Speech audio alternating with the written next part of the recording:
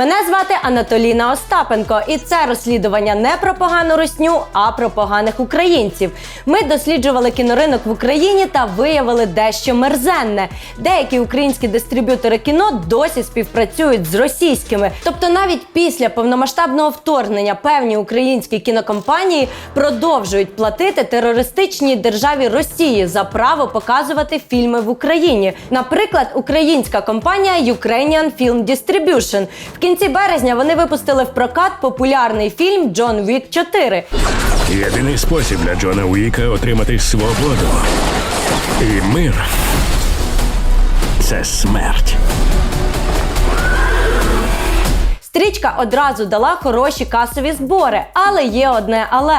Право на показ цього фільму в Україні заздалегідь викупила Росія. Так, на кіноринку таке можливо. Відповідно, компанія Ukrainian Film Distribution не купила право безпосередньо у виробника Джона Уіка, а якимось чином заплатила за це Росії. Детальніше про UFD можна прочитати в статті видання ЛБ.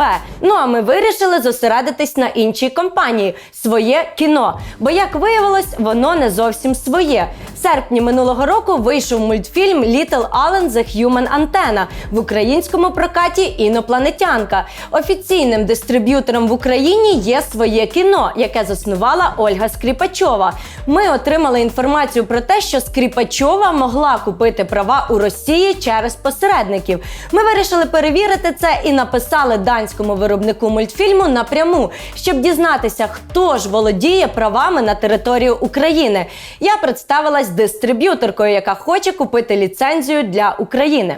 На жаль, «Інопланетянка» була продана до війни, тому це треба вирішувати з російським дистриб'ютором Арна Медіа.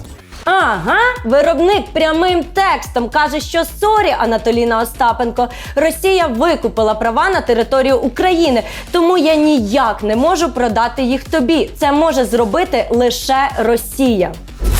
Привіт, я Обама, і я з гамбургера. А я Алан. Теся. На світовому кіноринку досі існує поняття країни колишнього СРСР або територія СНД, куди помилково включають Україну. І що в 22-му, що в 23-му році Росія нахабно та цілком прямолінійно купує ліцензію на регіон, до якого входить Україна, Білорусь та Казахстан. Тобто Росія за звичкою змінює адміністративні кордони незалежних держав та називає нас всіх однією територією, де головна Росія. І так було завжди. Ця практика існує з часів розпаду Радянського Союзу. Взагалі, весь кіноринок можна поділити на два крила – великі голівудські компанії та незалежний сегмент, який займає десь 25% кіноринку. Незалежний сегмент не означає низькобюджетне артхаусне хоум-порно, зняте на Nokia 3310 оператором Кагарлик ТВ. Воно називається незалежним, тому що Universal Pictures, Paramount, Warner Brothers, Disney чи Columbia Pictures не мають до них жодного стосунку. Після 24 лютого минулого року ця п'ятірка пішла з Росії, а незалежні компанії відчули свій шанс захопити російський ринок, адже в Росії в рази виріс попит на будь-яке закордонне кіно, бо отечественного чебурашку вже всі росіяни побачили. Ми поспілкувалися з українським кінодистриб'ютором Денисом Івановим, який пояснив нам дивні особливості кіноринку у світі та в Україні зокрема. Оці незалежні фільми, французькі, американські, оці незалежні компанії, вони почали працювати через російських дистриб'юторів. І хворість цієї ситуації в тому, що продовжилася ця практика, коли російський дистриб'ютор купує права на територію всього колишнього СРСР і продає права в Україну, українським дистриб'юторам в тому числі. Ми досі там на 20-25% окуповані російським кінобізнесом. Отже, повернімось до української компанії «Своє кіно», яке належить Ользі Скрипачовій. Вони випустили в прокат мультфільм «Інопланетянка», а первинний правовласник сказав нам у листі, що права на Україну купила російська компанія Арна Медіа. І якщо ми хочемо його собі, купувати треба у них. Але ж в Україні заборонено купувати будь-що у Росії. То як же цей мульт міг потрапити на українські екрани? Згідно з прокатним посвідченням, «Своє кіно» купила інопланетянка інопланетянку у шведській компанії під назвою A&A Kungsten AB. На сторінці компанії вказано, що їхня діяльність – графічний дизайн. Сайт у них неактивний, а соцмережі порожні. Виглядає як фірма-прокладка. Згідно з документом реєстрації компанії, власником є українець Андрій Сліпоморий. Він фактично не веде соціальні мережі, не має месенджерів. І загалом ми не помітили ніякої дотичності до світу кіно. Тому відкриваємо річний фінансовий звіт цієї компанії. І хоп, з'являється інше ім'я – Катерина Сліпомора. Це його мама, їй 72 роки, вона мешкає у Швеції і заснувала цю компанію разом з Андрієм Сліпоморем. На відміну від свого сина, Катерина Сліпомора залишила цифровий слід, який підтверджує знайомство з Скріпачовою та компанією «Своє кіно». Ось її лайки під їхніми постами. Ми писали на пошту A&A Kungsten AB та на сторінки власників з питанням, де вони купують фільми, але відповіді, звісно ж, не отримали. І ми знову написали виробнику мультфільму «Інопланетянка», уточнивши цього разу роль шведської компанії A&A Kungsten AB. Тобто ми маємо звертатись щодо українських прав до Арне Медіа, а не до A&A Kungsten. Чи A&A Kungsten – це і є російська компанія? Так, ви мусите сконтактувати з Арна Медіа. Я, на жаль, уявлення не маю, хто такі A&A Kungsten. Отже, відповідь підтверджує факт. Шведська компанія точно не купила права у компанії-виробника, бо вони взагалі вперше про це чують. А повноцінні права на Україну належать російській Арна Медіа. Ну а тепер уважно придивіться на це фото піврічної давнини. На ньому росіянка Надєжда Мотіна, засновниця Арна Медіа та співзасновниця ще однієї російської кінодистриб'юторської компанії «Капелла Фільм», та Ольга Скріпачова, засновниця українського товариства з обмеженою відповідальністю «Своє кіно». В даному випадку обмежена відповідальність стосується напряму її діяльності. Нам вдалося отримати прокатні посвідчення, які видає Держкіно на кожну завезену кінострічку. Переглянувши ось ці посвідчення, ми виявили, що від початку повномасштабної війни до травня цього року «Своє кіно» випустило в прокат 17 фільмів, права на які куплені у фірми прокладки шведської реєстрації A&A Kungsten AB. 17 фільмів.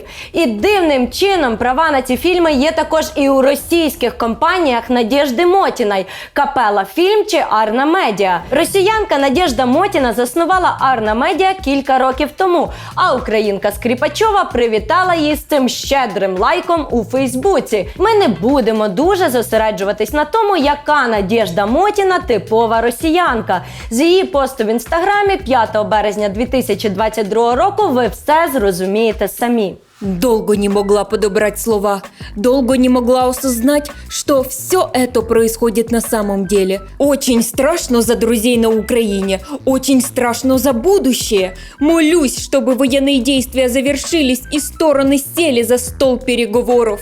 Припускаємо, що це міг би бути стол переговорів, за яким вона підбухує з українкою Ольгою Скріпачовою. Ну а тепер подивіться на ось цей пост російської компанії «Капелла Фільм», до якої дотична Надєжда Мотіна. Наскільки нахабно і прямолінійно в червні цього року вони заявляють про офіс в Києві. У нас є офіси в Берліні, Москві, Києві, Єревані та Нікосії. Капелла Фільм – це є одна з цих компаній, яка фактично закупає так в індустріальних масштабах стрічки на території України. І вони тут виходять. Вони заявляють офіційно, що в них є українське представництво. І потім їх фільм випускає інша українська компанія – фільми Капели. Тобто, якщо всі ці точки там з'єднати, то, мабуть, ця компанія, яка випускає фільми Капели, і є представником цієї Капели Фільм Distribution. Ми не думаємо, що Ольга Скріпачова співпрацює з росіянами з ідейних мотивів.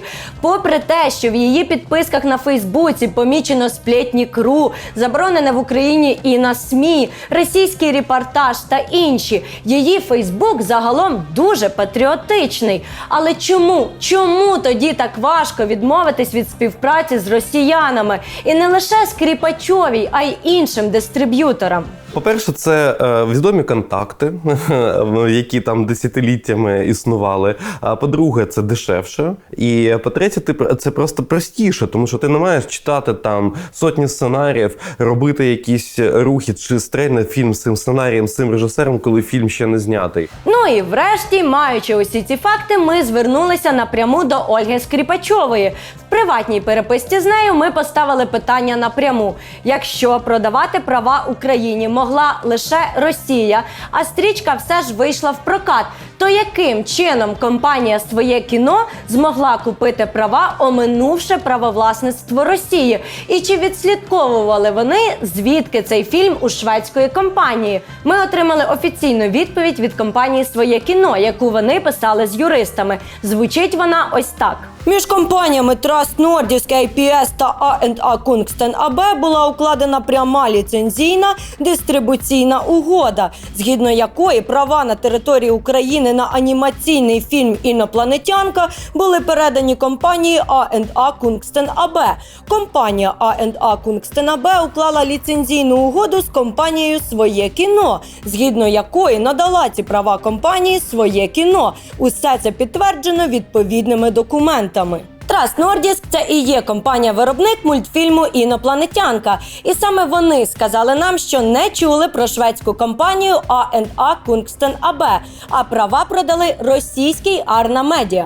Ми не будемо це зараз аналізувати, залишаємо це вам як домашнє завдання. Ми сподіваємося, що українські дистриб'ютори усвідомлять, що купуючи в Росії, ми даємо кошти, які потім летять до нас назад у вигляді ракет. Але все ж Україна в цій ситуації жертва. Бо коли Росія купує певний продукт на територію, куди сама ж включає Україну, винна Росія, яка ніколи не визнавала українську незалежність. Але винні і так звані незалежні кінокомпанії, які вдають, що нічого не розуміють в світобудові. Головне ж пошвидше отримати фінансову вигоду. Україна – це великий європейський кіноринок. Навіть під час падіння, блекаутів, комендантської години без вечірніх сеансів і так далі, ми все одно великі, ми все одно залишилися великим кіноринком. Ми більше, ніж там деякі маленькі країни європейські. Більше, ніж Болгарія, ми на рівні Румунії, ми там, не знаю, там відсотків там 30-40 від Польщі. Да? Це досить багато. І тому вони хочуть це тримати, тому що вони не знають, а може завтра там на Росію накладуть повністю санкції, там відріжуть, у них залишиться там свій маленький свічний заводик в Україні, які в Україні все ж таки дивляться гарне кіно. Так, Росія наш аб'юзивний колишній, який істерично кричить, що ми маємо бути разом. І в той самий час переконує всіх навколо, що у нас все ще є стосунки. І це не лише про кіно. У нас є проблеми і на книжковому ринку, коли росіяни навіть викуповують права на переклад українською. Коли автори не бачать перспектив в Україні і не дають ліцензії на переклад. Коли у наших книгарнях все ще валяються російськомовні книги. І навіть не для того, аби підпирати ними полиці. Про це ми поговоримо трохи згодом в іншому відео. А поки поставте лайк та поширте це розслідування, і можливо тоді Держкіно нарешті зверне увагу на цю проблему.